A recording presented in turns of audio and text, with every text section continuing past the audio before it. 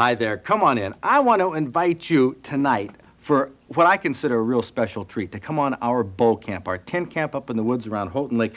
Phil Grable, the guy who makes a Phil Grable bow, one that I took a deer with 2 weekends ago, will be there. Dave Borgeson, Bob Rockwell from Lansing, Bob Garner, Mike Ignat, Jerry Burgess, Linda Judson, and Kathy Beitler. That's our bow camp, a special group to me. I hope to you too, so you stay tuned. You're going to join our bow camp. It's Thursday night, time for Michigan Outdoors.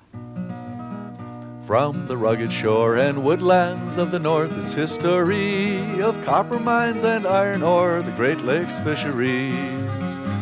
To the farmlands of the southern counties, we'll look around again at all that waits the sportsman in the state of Michigan. And sometimes when the moon brings out the diamonds in the snow, and the stillness of the forest lies encased in Arctic cold, the wind might whisper through the trees, listen if you can. It tells you of the beauty in this state of Michigan.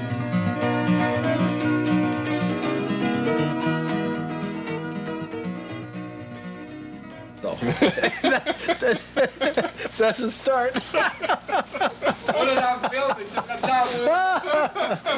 Oh boy. We'll give you a whole toothbrush. This is bow camp, a traditional long weekend that we look forward to every year. Does it look like we're having any fun? You know, it's not just the hunting that makes a hunting camp a good time. It's the people, the location, and the fact that we're getting away from it all.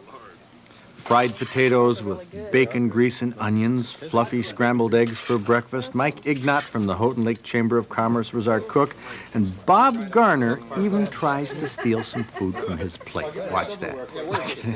You know it must be good. Food always tastes better at hunting camp. You know, you feel better up there, you're more relaxed, and with a group of friends who are compatible in the way they hunt, cooking outdoors and spending your waking hours in the open air are a real pleasure. Everybody has a job to do. Pitching in with the chores, cutting the wood, and helping Mike with the meals was Jerry Burgess. Full-time, he's a lieutenant at the Houghton Lake State Police Post. He kept the campfires burning for us round the clock. And everybody pitched in to put up the tent. This is where most of us slept, at least the guys. This is called a pumpkin tent. It's a new Canadian product. It came to the outdoor fair last July. This was our first time putting it up, but in 20 minutes it was done.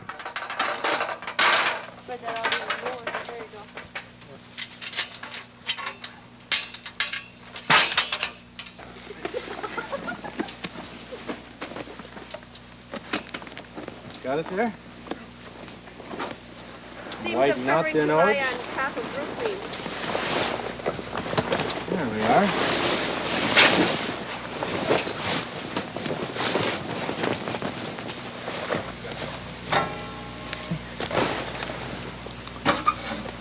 What's he working today? He wants to show off or something?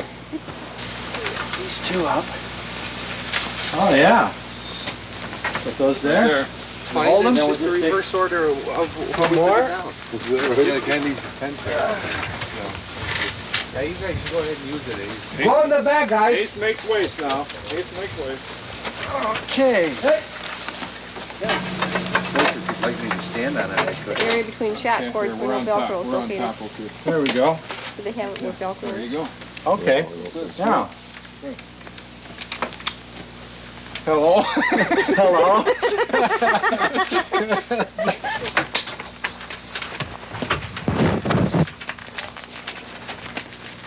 There.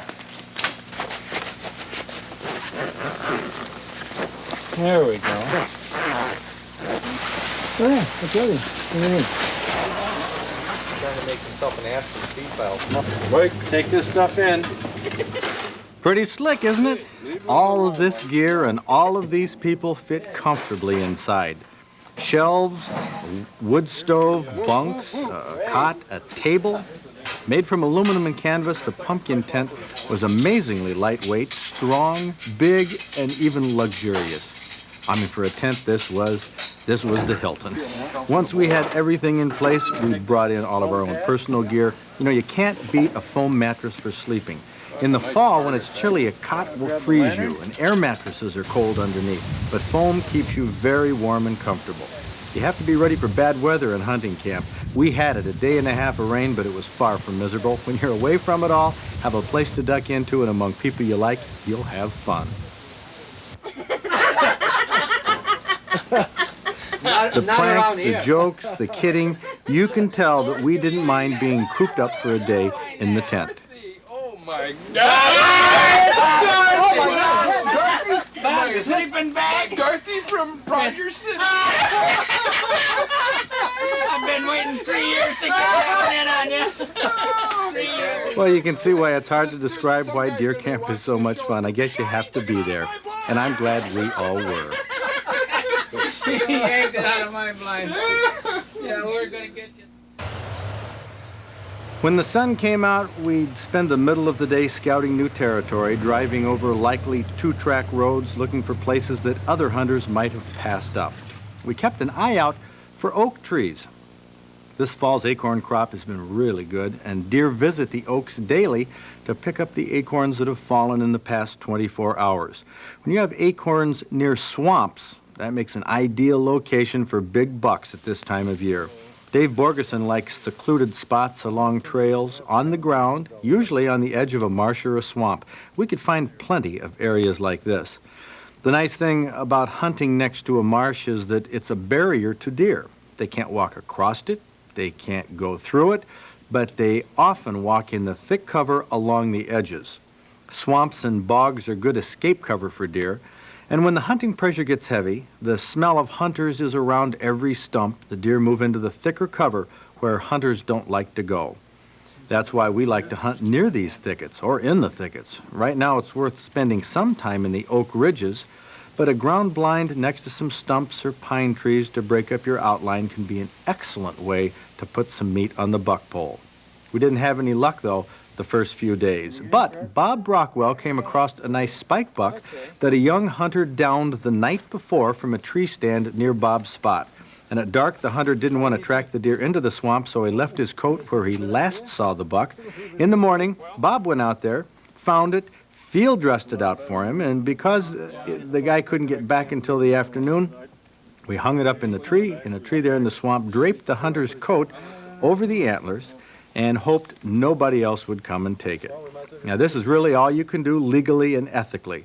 So we felt good about doing a good turn for a fellow hunter. It was a nice buck, a nice shot, a good, clean, quick kill, and we were glad to see that there were bucks in the area. Psyched us up for getting out that evening, so we drove back to camp with new enthusiasm. At 3:30 or 4 in the afternoons, we'd all disperse from camp, going different directions, heading towards the blinds we thought would be our best bets for the next few hours, given the wind, the temperature, the sunlight. And we'd be back to camp right after dark. Mike Ignat would have a scrumptious hot meal waiting. Tonight, it's homemade applesauce, a Romanian casserole with sour cream, sauerkraut, and duck and goose. Might sound odd, but boy, you should have tasted it. We have a number of deer camp traditions in our camp, and one occurs right after dinner around the campfire. We take turns giving reports and telling stories of what happened to each of us that day, what we saw, what we heard, what we learned. And tonight, Bob Brockwell had the kind of story we all love to hear. At first, I couldn't tell. I thought it was in front of me. I thought I'd heard some deer back in the swamp about, maybe 6:30 or so. And then about 7:14, To be exact. I heard this noise off to my left, and I looked, and I see the body of this deer coming through these oak limbs, and I said, oh, it's a buck. I could see the rack on him. He came into the stand that the hunter was in that I considered setting in, and I didn't. He came into it, went up to the branches that hung down close to the ground. He got his antlers into the branches and just moved his head around and rubbed his eyes between his antlers and stuff like this. And then he sat there and he pawed that ground like that. All this time my heart's going like this, and I can't shoot because of the leaves and the branches and stuff. And he spent maybe 4 minutes there, 4 to 5 minutes, just doing that, raking that thing. He'd look around like this, and my arrow was bouncing like this, and I said, he's going to hear it. He never even heard nothing, and he went into it, and all of a sudden he just turned and faced his rear end towards me. Well, I can't shoot that. I didn't want to shoot it. I didn't want to shoot it. That's a killing shot, but I didn't want to take that shot. And I kind of let him mess around. He kind of turned a little bit, and then he turned back. And all this time, I'm just saying, gosh, just turn broadside to me. Just give me a halfway decent quartering shot, anything. And finally he did, and he looked off into those popple slashings, and I drew that baby back, and I figured it was 30 yards, and I put that 30-yard pin, and I went right over the top of his back, and he just scooted off. He went into the popples, kind of on the northeasterly direction. He went into the popples, and he stopped, and he looked around like this, and then he just started walking. I said, son of a- and I knew I'd missed him. I just knew that I'd missed him. And so tomorrow, fellas, we got us a hat tomorrow this hat, it's been shot many times before. We're going to ventilate that sucker. And Many times before. Many times before, and you will all get an opportunity to add to it tomorrow. Some action. And I pace off the Action distance. hat. The penalty for missing a deer in our camp, everyone shoots one broadhead at the hunter's hat from the distance he missed the deer. Kathy missed, of course, I missed, and the hunter, harasses you the whole time. Don't wish you no bad luck, you, but Oh! thank you, Borg. Oh, good line. I love you, Borg. Especially if it hits when it. Whoa! He was a close, but close, close. don't make no difference. But things will never be the same. Hey! Come here, you. Okay. Now, seeing that it was my deer that I missed, I can still get a chance to make him in. All right! You got it. Bob Brockwell missed his deer but nailed his hat, another deer camp tradition that makes this hunt a high point of our year in the outdoors. Now, let's see how it looks.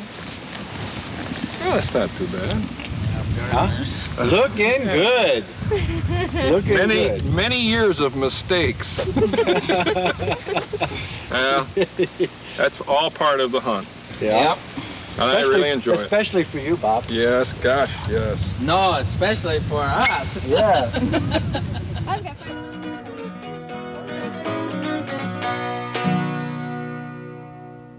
Well, that's our bow camp. You can tell we have a lot of fun up there, an experience that I wouldn't want to miss. It's really enjoyable getting out in the tent, out in the elements, the rain, it all adds to it. Another thing that isn't absolutely necessary is to get a deer. And we made it through most of the camp without getting a deer until the last morning after OJ had left with the videotape camera. I was lucky enough to bag a nice doe, about 100-pounder. I wasn't using bait, by the way. I was hunting on state land right here around Houghton Lake, and just typical state land. A lot of hunters are around there. There are deer to be had, Houghton Lake, all over the state. It's going to be a great year for deer hunting. And now take a look at some of the celebrities we have in this week's trophy book. Here's a special fish, one of the most often entered species in our trophy book. It does have a late fall run in our rivers, but this is the only one entered for September and October of last year. It's a steelhead trout caught by D. Dandron from Monroe. Fishing with spawn in Lake Michigan off Leelanau County. Surf fishing, that's how they're caught at this time of year. And here's a big buck, and I do mean big, 250 pounds field dressed and estimated 336 pounds live weight, taken by bow hunter Ray Wing of Hazlitt just a week ago. It's a Southern Michigan farm buck. Only has 9 points, though 1 point shy of our 10-point club we're starting this year for our Stroh's Big Buck Awards. But this is a winner by anyone's standards. Congratulations, Ray. Now, we've never included a trophy like this in our trophy book. We don't have a category for it in our hunting awards, but I want to give Phil Grable credit for his accomplishment. Just before coming to our bow camp in Houghton Lake, he spent a week in the Ungava tundra in northern Canada bow hunting for caribou, and his trophy is record book size. This is from the largest of the caribou species, the Alaskan Quebec caribou. This one had an unusual width of 48 inches, 10 points on each side. Those antler growths on the front down there are called shovels, and this one has double shovels with what's called a single bez point there on the right. They use those to scrape the tundra for food. It's a great trophy, and Phil also brought back 450 pounds of caribou meat from this trip. That's what I like to see. So let's make Phil Grable bow hunter from Lansing and maker of the Phil Grable bow, our Michigan Outdoors Trophy Hunter of the Week. An example here, too, Senator John Kelly from Northeast Detroit was quoted this week in the Detroit News as going to introduce an amendment to Bartnick's bill to call his bill the Go Ahead Bambi and Make My Day bill, an obvious reference to a Clint Eastwood-type movie involving handguns. Many handgun hunters do feel insulted over this amendment that Senator Kelly has proposed, and I guess I really don't blame them at all. There's some bright spots, probably very few bright spots, but we hit upon a very lucky bright spot pheasant hunting opening day, Bob. Well, we did, and we were surprised. In fact, any of the wild birds really that were taken, I think, were a surprise to many people. And we got a couple birds opening day. We're going to have that story for you next Thursday night. It's going to be a good pheasant opener for us. It's going to be a good story, too. This letter for you, Fred, from Mrs. Tom Ward of Everett. She writes, I know that cover scents don't work. Deer noses can smell and tell the difference between many smells on the wind. A carnivore is going to have its own scent no matter what the cover used. What I'd like to know is, does a strict vegetarian have a non-carnivorous smell or less of a smell? I know that a total vegetarian would have no reason to go deer hunting, but have there been any sort of studies done on this subject? I'm not aware of any on deer hunting or a vegetarian in relation to deer, but according to the scientists I've talked to and the researchers, a person gives off L-serine. It's an amino acid which comes from eating meat. Vegetarians, even though human beings who eat no meat, still give off a certain amount of that. I guess it's just genetic. A deer will come closer to you, maybe 50% closer if you eat no meat. So that's true. And I agree with you. I don't know why someone would want to go deer hunting if they don't want to eat the meat. But that's... But it might make a little bit of a difference. Or they can send the meat to me. Or to you. Hey, we'll cook it up. We have a great recipe coming up, by the way, from Deer Camp. We also are going to get into the sticky question of tree stands in just a minute, because we want to take a few minutes to explain that. That is a real quirk that we're going to try to unravel for you. But first, let's see if you can unravel the answer to this question in our outdoor quiz. In the past 10 years, have hunting accidents increased, decreased, or stayed the same nationally?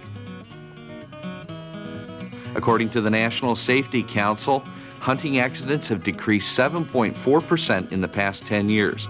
Hunter education programs for young hunters are credited as the most significant factor in this decrease. Tree stand law. Bob, we're going to open up for a couple minutes here this can of worms. That bow hunter right there is standing on a platform. That is nailed to a tree. Mm-hmm. I would have said, I do say that that is a portable platform because it can be taken down. You can pull the nails out and move it. Well, when you shot that film in 1978, he had his name on the stand. Yes, there were nails, but the DNR enforcement policy from 1976 on said, until 1980, said that nails did not constitute permanently affixing. That's right. So this stand, according to the law enforcement community, complied with the legislature's intent that using a portable platform was legal, and that was called portable. However, in 1980, as I understand it, as I just learned the other day... Me too, Fred. Don't feel bad. Hunters have been recently receiving tickets from hunting from these same portable stands, even if they have one 2x4 nailed into a tree with two nails, and they're standing on it to hunt. The DNR law policy now says that is illegal. As of April 15th, 1980. And I guess I don't mind that policy so much, but what happened is the hunters never found out about it. I was working for the legislature at that time. We were meeting on the tree stand issue, and we didn't even know the DNR had changed the policy. Okay, this is a policy we're talking about, not a law. No rules were ever promulgated through the DNR. The Attorney General was never asked what permanent means. The legislature didn't define what permanent means. And to my knowledge, it's never been published, either in the Game Digest or anything. I have never seen it published. I have never received a news release. I have never seen anything that defines in terms of permanence. So I was under the impression, like many hunters, most hunters are, that if you do, or you are able to take that down, it is portable. That's right, and since it was for 5 years legal, and then all of a sudden changed without hunters knowing about it, we have good friends of ours who work for the department who are putting up tree stands that are essentially now, under enforcement policy, illegal. In fact, if you go by the letter of the law, you cannot put up a tree fort in your backyard because the law says you cannot construct a scaffold or platform permanently to a tree, and if that means no nails... Well, luckily, there is some discretion used by the officers there a little bit, so... But we are asking, through Representative Tom Scott for an Attorney General's opinion as to what constitutes permanence, whether nails and screws and bolts can be used if they're removed. We're also asking if the DNR policy, both policies that have been changed, have the force of law. And we're also asking, what about the tickets written under these policies that were never published? And will they stick? And Tom Scott, Representative Scott, really does want to clear this up for the hunter, and we appreciate it. I think all of us would like to see this cleared up. It could be done through the DNR promulgating rules. Could be done, hopefully, through an Attorney General's opinion, and I hope we can have some definite and not confusing answers for you. One last note, Bob. The DNR policy says it's okay to put as many nails as you want up the tree in the steps, because steps aren't covered by the law. I know, Fred. That is a can of worms. We'll try to clarify that in the future on Michigan Outdoors. Right now, let's take a look at some of the events coming up on our outdoor calendar. Looks good, Kathy. Oh, I think so. Mike said it was. A Mike Ignat creation from Houghton Lake. Tell you, Mike should know. everything else he fixed at Deer Camp was good. Oh, it was. It was delicious. And this is called... Venison Ragu. If it's called ragu, how come it's spelled so funny? Like a stew. Ragu means a seasoned meat and cooked in a sauce. Okay, we call it stew. Mike calls it ragu. Ragu. It's spelled R-A-G-O-U-T. Right. It's like rago. Well, Yes. let's take a quick trip back up to Bow Camp. Okay. And you can show us how you and Mike Ignat put that together. Okay, over a camp stove. Took venison pieces, cut up, cubed, oil, some onion, some celery, just like a stew. Carrots. Nothing unusual yet. No, potatoes. Okay, now we're going to add some rutabaga. Rutabaga. Usually don't find it in a stew. It's like a potato. Turnip. Yeah, It's a little bit like a same turnip. type of thing. Salt and some pepper. Not a whole lot of spices either. Some garlic, salt, and at the very end you want to add just a little bit of wine. And we thickened it with flour. Just kind of a gravy-like. That's all you do.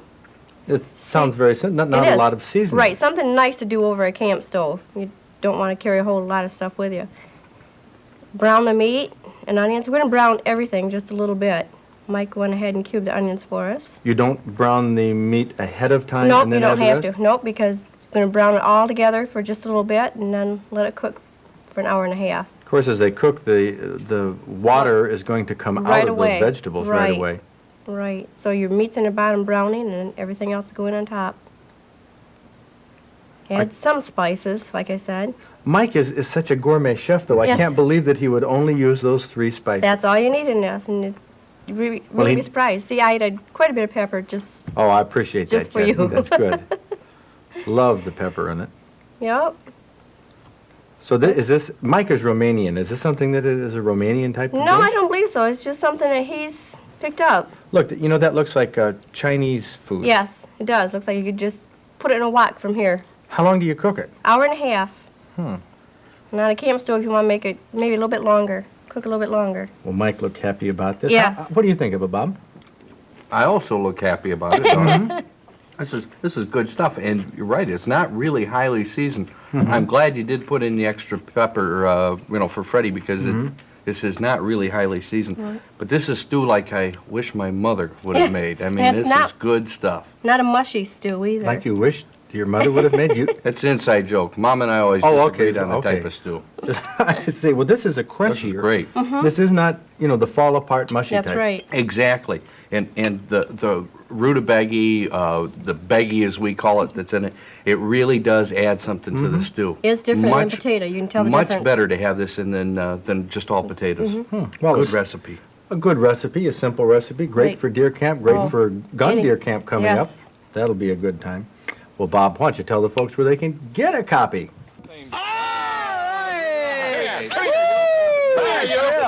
Okay. Now, seeing that it was my deer that I missed, I still get a chance to make amends.